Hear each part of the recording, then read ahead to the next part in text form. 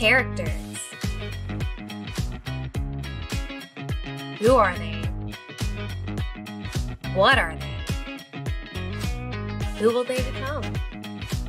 So much goes into the creation of a character, their backstory, culture, beliefs, image, eye color, description, personalities, and so much more. As readers, we only get a glimpse of what truly goes into each character. So grab a beverage and get comfortable as we explore this episode's character in depth with your host, Madilynn Dale.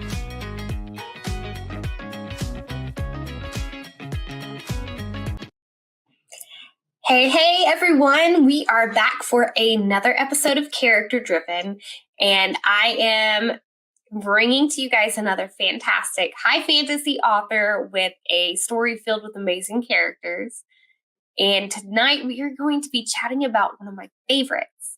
So without further ado, let me bring him in and let him introduce himself, tell us a little bit about the story, and introduce our character. Hi, everyone. My name is Daniel E. Myers, and my series is called The Knight's Trials, and we're going to be discussing Fairwind de Nafion. She is a high elven princess, and she is one of a group of friends who meet every year in the city of Foresight. And this year, there's some things happening, and she's getting right into it. She's, as I said, she's a high elf princess, but she has separated herself from the royalty and the court, and likes to go out adventuring. And that's what she does. She's exploring the world, and she met some great people, and she plays a big part in my second book, which is coming out in July. Ooh, yes. So let's talk about Fairwind's backstory. You mentioned she's separated herself from the royalty she's tied to. What happened to cause that separation? Well, she's like the seventh child, so she's way down the succession line. She's also fairly young for an elf. She's I think like 140, which is fairly young by elf years. And during her time, she started out doing all the normal elf stuff, and then she wanted to explore the world. And while she was exploring the world, she met up with these other people, her friends, and she's just done very well for herself. And because of that, she just decided not to be taking an allowance from her father and, not be imposing on the king for her living. And she supported herself, which for royalty is actually very uncommon. It does happen, but generally when it happens with somebody who's next in line or in succession. It's not very common for people way down, because they're not going to be king or queen, so they like that security, if you will. That makes sense, but I also feel like that really kind of gives a hint to what her personality is like, because she's definitely, I feel like she didn't scream royal when you introduced her to the story. So then how we meet her to start off with. Well, you actually first introduced to her through the musings of Alejandro, and he talks about how she doesn't like sleeping on the ground. And she is a mage. So she likes to create this little cottage, if you will, complete with cots for them to sleep in when they're traveling. And that's kind of the first exposure. So you get kind of the primness of her. But then later on, they encounter Ariandel, and then through that, she has a lot of conversations with her, and then you see, she is just so excited to have another woman to talk to, Yes. another female in the group. And Fairwind is a high elf, and Ariandel is a silverleaf, or from the silverleaf woods, so she's a silver elf. And there are some distinctions between them, but they're not serious distinctions between the elf nations. But they're kind of my Europe, if you will. So, but instead of all being one, they're all spread out. Nice. That's actually really creative that you did that and tied them in such a manner, because it creates variety. What was your favorite thing in creating her character? Well, I wanted to have a strong, independent female character. And, you know, my one rule with her is she's never going to be a damsel in distress. In that, you know, she is very careful and cautious and smart and very competent. And so she, you know, that was one of the rules I had for her. I make rules for all my characters, and so one of the other things that she's never been courted before. So in the first book, she starts with her courtship, and so in my world, the sexual mores are a lot different, and they're just not as inhibitive, if you will, especially not the elf. They live for hundreds of years. They sometimes go traveling for years at a time or decades at a time. So they have a little different outlook on that. But I said with her that she was going to be somewhat chaste. So she has been. So those were kind of the two rules that I made with her when I was creating her. Mm-hmm. So writing her and kind of keeping those in mind all the time was a lot of fun. It's fun to do that with characters because you have to think every scene, okay, she has to be consistent with her character and she can't break these rules. So that's I think was the funnest or most interesting part about writing her. Yeah, and honestly, her character, you don't even think about that and at all, I feel like, because she's so she's brilliant, and her abilities with magic and everything. That was what really stood out to me of reading about her. Which share a little bit about her magical expertise. Well, so she's a mage, and in my world, we have 10 forest spirits, and most elf actually lean towards the priest, and the priest deals with, of course, Aether, because that's the main spirit, but the flora and the fauna spirits, and the wood spirits, if you will, the spirits that kind of are in the forest. Mm-hmm. However, she decided she wanted to become a mage. And the mage deal more with the elemental spirits, so fire, stone, air, and water. And so she started doing that. And it's not explained in the book, but her backstory is she started with fire because she wanted to be a war mage, and that's what war mages do. So she actually is pretty good with fire, fire spirit. But she's now traveling with Sibley, and Sibley is a little bit stronger of a mage, mm-hmm. a war mage, and he is a war mage. He's always wanted just to be a war mage. So he's a big warmonger. Not really, but he is a very powerful mage. And so that association has helped her along as well. And in the book, they get some training from Sibley. And then she's also training Ariandel. And she says the same thing to her.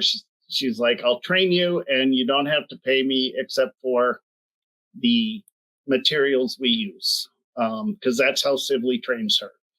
And so, yeah, it works out really well. So she's very much wanting to learn and wanting to get more powerful. And at the same time, very willing to boost those up who are not as experienced. Yeah. And you mentioned that before Ariandel joins the party, she's the only female in the group. How has she handled that? Like, with all of her travels and everything, how has she handled just being like the only female associated with these guys? Well, normally when she travels with Braxlow, who is a Knight of Dragonsbane who basically pledged his loyalty to her and service to her. So they don't travel as a big group all the time. So mostly it's just the two of them. But then when they do all get together, it's her and 6 guys. And, you know, she has to put up with all the stuff that guys do. You know, Yeah. I don't know if you've traveled with a bunch of guys ever, but you know, All there's the a little bit of banter and there might be some lewd jokes and you know stuff. I don't do those in the book because I have grandkids and I'd like them to read them. But you know, I try to imply the fact that you know she's very happy to have another girl she can have girl talk with. yeah. So let's talk about how her like personality changes once Ariandel's added to the group. Because I feel like there is a change, especially because she starts getting courted and everything. Tell us a little more about how her personality changes from the start of book 1 to the end. Well, I think she's growing up a little bit now that she's being courted. And she's starting to think more future and long term. Yeah, because I don't know. That's a hard one. Yeah. Because I mean, I do think she matures a little bit throughout the book. But I also think that I tried to imply that she was fairly mature already. Yeah. But she had not been courted. And, you know, she was just giddy when Ariandel joined her and, you know, kind of wanted to treat her like a little play toy, almost. But then by the end of the book, and actually you'll see through the second book, she has to make a choice. And, you know, she decides to go the way she's going to go. And that was, you know, I don't want to say it was unexpected, but it was something that could get her in trouble. And so it was the second book, you know, expands her role quite a bit, I think, and really show her being very assertive and very much, you know, an equal with any of the guys in the party. Yeah. She's pretty much a spitfire. I like how, so I feel like she kind of has a softer side she shows, especially with According and Ariandel, like their interactions in the story. And she's a flirt. And she's a little bit of a flirt. Yes, that is true. It's so precious. Like some of those scenes really made me smile. Did you have a favorite scene that you created with her? And this could be in any of the series, like, because I know you've been working on book 2 and stuff too. So yeah, so book 2 is written and in editing. So I've got, boy, I think the interactions. I probably my favorite is the beginning of book 2, and it kind of actually goes back to the end of book 1 from her perspective. Yeah. But I think there's some good dialogue, and I think there's some, you know, good interaction and some introspection by her. So it was kind of a nice scene to write. Otherwise, all the scenes with Perhaladon are great because I like writing that kind of. I don't get as much into the romance as you do, but I like to touch around the edges a little bit, you know. Yeah, my stuff is definitely not for anybody under the age of 18. So, but it's nice to have the clean stuff to read too, though, because that's kind of almost like with high fantasy. It's not about like the romance all of the time. It's about the adventure, you know? Yeah. And I feel like you really hit on that subject with your stories. Well, thank you. I tried. I'm not good at it, but I worked a long time on those. Yes, that's true. Which, speaking of, how do you think by the end of the series, do you think Fairwind will be different, like a completely different person than when she started with everything that's already started to go on?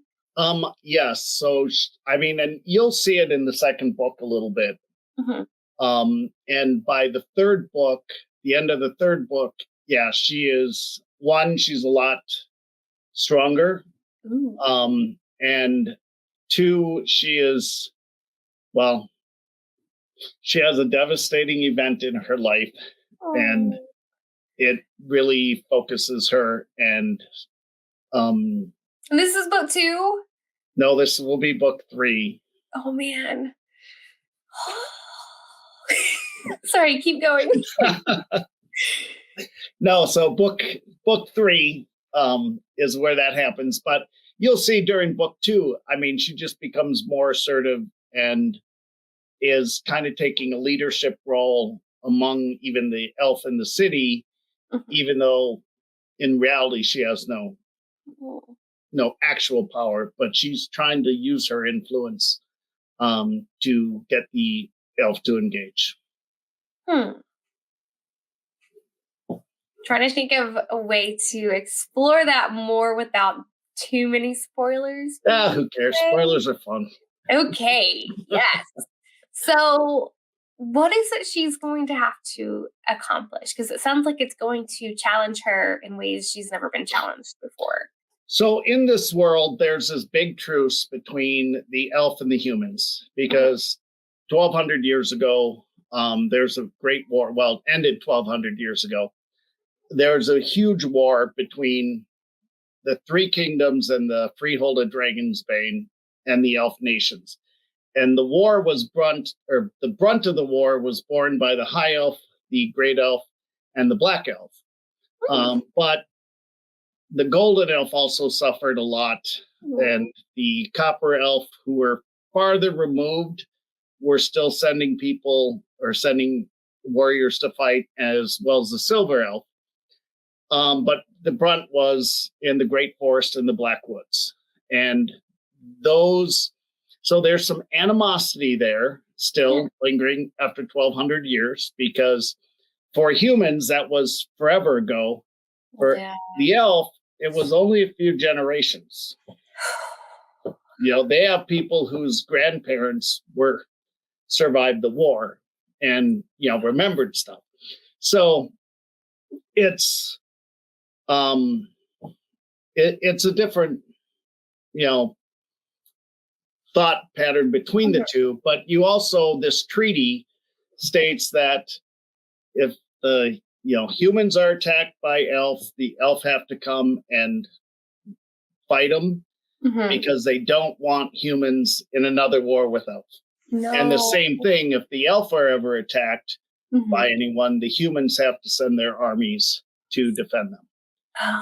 And this truce has held for 1,200 years. And there's been a lot of peace, and prosperity through this, this part of the world as a result. However, the elf are getting tired of this arrangement, because one of the things is the elf king has 3 sons. Each elf king has 3 sons, an elf, a half elf, and a human. And they will not be ruled by an elf king until, according to the prophecy, there's the same level of allegiance between one of the human kingdoms and the elf kingdom as there is between the human kingdoms. And the human kingdoms were all started by 3 brothers, so there's blood connection between them. Yeah. Dragonsbane was separate, but there's still a very strong bond between the human kingdoms and Dragonsbane. And so there's that they don't, that's kind of going in the background, is that there's kind of a undercurrent among the elf of they don't want this anymore, and they want to throw it off and not have anything to do with the humans. And live their own lives because they seem to take the brunt or the bad end of this deal. Only because human populate, they populate like rats and the elf. So and that's a long explanation. Yeah, no, that it makes sense though. And I mean, because she's already like, you can kind of see that she's got her hands full with things at the start of the series. And then you've created a sense of like them working to keep things civil, especially like between some certain groups. So I was kind of curious to see. And the first book, they get into how Perhaladon is kind of being threatened by this group among the elf that because he belongs to a faction that says we need to double down and we need to have really good relations with them and develop, a lot more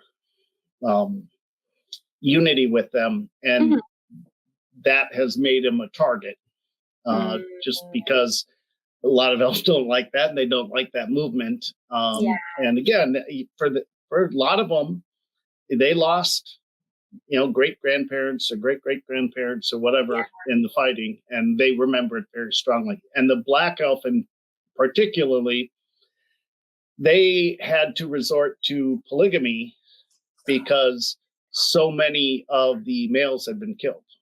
Wow. So, and crazy. I think I explained that in the first book too. Yeah, you do. You mention it kind of when the courting starts, I think. If I remember right. But that's still like harsh on that population, because that's So that's an undercurrent that's kind of, one of the political things that's going on in the world. Yeah. It doesn't directly impact the story, but I wanted to set that scene. Not that I was foreshadowing. But it also has a key role in her character too. Yeah. So it kind of shaped a lot of the politics and stuff she grew up with. Mm-hmm. And I'm kind of curious, do we ever get to see other family members of hers mixed into the stories? Not in the first two books. Other than she's called by her king, or her father rather. But nope, I don't have any. She doesn't have any interactions with her family, and not that they're not close. It's just they're in the Great Woods, and she's not. She doesn't spend much time in the woods anymore. She's been exploring, but she's also explored more of the world than most elf do. Yeah. Do you think that's given her kind of a different kind of knowledge compared to what her family has? Yeah, because the elf, I don't want to say they keep to themselves, but they're woodland creatures and they prefer to stay in the woods other than the common elf. The common elf go all over. And I don't really have a lot, of contact with them in this book. In the third book, they actually make an appearance, but they're not a really organized nation because they're all over, and so they're kind of, them and the Iron Elf kind of, don't hang around the cities very much. The Iron Elf for sure, they just stayed to themselves.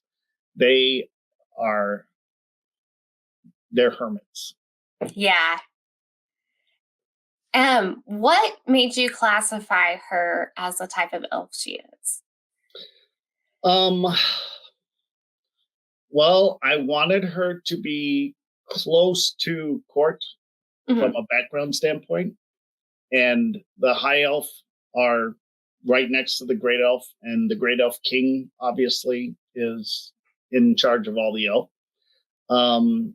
And I say that like the Pope is in charge of the group of cardinals. It's not so much that he's the leader, but they have to have somebody, and that's who they've made the leader. And so I wanted her close, but I didn't want her just because the treaty and the prophecy that they have, being a daughter didn't really fit, but I wanted her in that kind of domain. So that's why I made her a high elf. And that's actually why I made Perhelidon a black elf, is because they're all in that same kind of area. And it's not super important to the story, but it was just fun. But it kind of gives her, like, it's giving her like a realistic kind of thing, because she finds someone to care for outside of her group of friends. And she understands both sides, right? Yeah. Because she's grown up and she's seen the devastation. She's seen all the woods that were burned. She's seen what the humans did. Even though it's 1,200 years later, there's still, scars on the earth from that. And so she's seen all that, but she's also traveled with humans and seen all that they do. And so she's kind of has a little different perspective than a lot of the elf who just spend their time in the woods. Yeah. Which it doesn't sound like it's a bad perspective, especially for her position. Yeah. And, I reckon it to being like anybody else, if you just stay in your city or your country or whatever, and it's always those people are always bad, right? And I don't care how you define those people, whatever. I grew up in Fridley.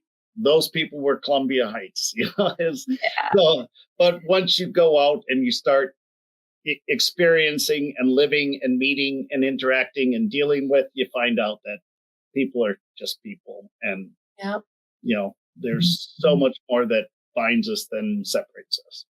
Yeah, I agree.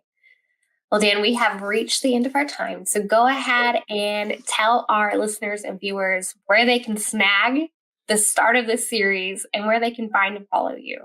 Well, you can find me on Amazon or Barnes & Noble.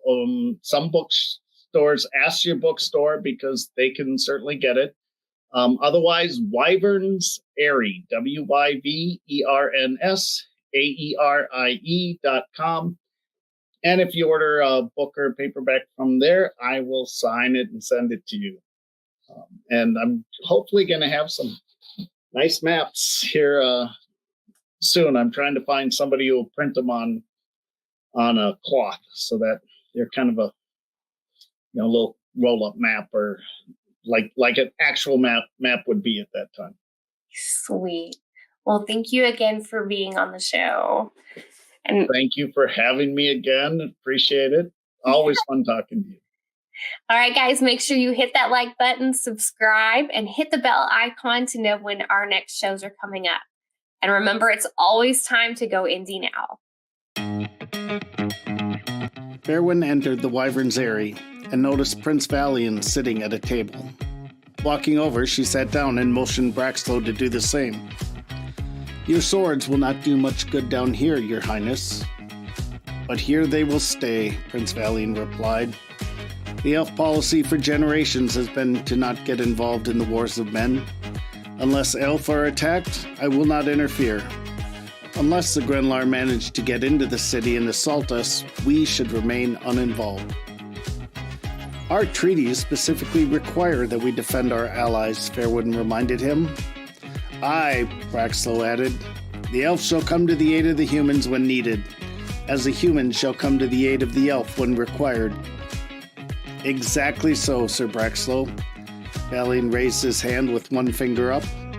"And as soon as the Great King has been notified of the need, the elf shall aid King Henry, as will all of the Great King's loyal subjects."